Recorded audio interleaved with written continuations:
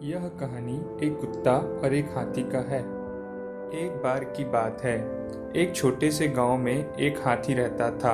हाथी बहुत बड़ा और घने जंगल में रहने वाला था। वह किसी से नहीं डरता था और लोगों को अपनी शक्ति का एहसास कराना पसंद करता था।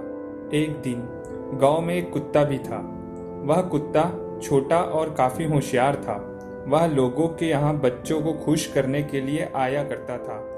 हाथी और कुत्ता एक दूसरे को पहले नहीं जानते थे, लेकिन एक दिन मिल गए। वे दोस्ती करने लगे और अच्छी तरह से बातचीत करने लगे। हाथी ने कहा, मुझे बहुत खुशी हुई कि मैं तुम्हें मिला। मैं शायद दुनिया का सबसे बड़ा और ताकतवर जानवर हूँ। कुत्ता समझता था कि हाथी थोड़ा बड़ा और घमंडी है, इसलिए उसने कहा, हाथी, मुझे मालूम है कि तुम बहुत बड़े हो, लेकिन फिर भी इंसान तुम्हें ढकेल कर मार सकता है और मुझे तो बहुत छोटा और दुर्बल होने की वजह से सब लोग बचाना चाहते हैं। हाथी इस पर हंसते हुए कहा, तुम ठीक कह रहे हो, लेकिन फिर भी मैं कभी बचने के लिए तुम्हारी मदद ले सकता हूँ। मैं तुम्हें अपनी शक्ति और ताकत से बनाया गया हूँ। कुत्ता गंभीर रूप से बोला, मैं जानता हूँ कि तुम कितने शक्तिशाली हो, लेकिन प्रेम और सहायता देने की क्षमता मेरे पास है। यह सुनकर हाथी सोच में पड़ गया।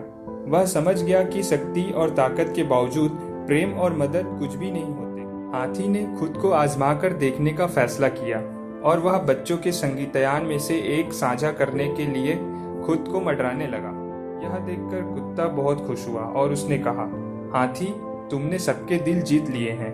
तुम्हारी हमारे गांव में बहुत जरूरत थी, जहां हमेशा खुशी और प्रेम की कमी महसूस होती थी।